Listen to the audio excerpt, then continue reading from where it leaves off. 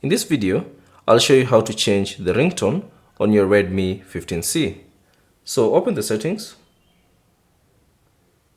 and then scroll down and select sound and vibration. And then from here, tap on ringtone. And then this will launch the theme applications. And then if you want to select a custom ringtone, you can choose Local Ringtone. If you want to select the system ringtones, you can simply select Pre-installed Ringtones. So I'll just choose the system ringtones and then scroll through and find the ringtone that you'd like to use. So tap on the ringtone and you'll hear a preview about it.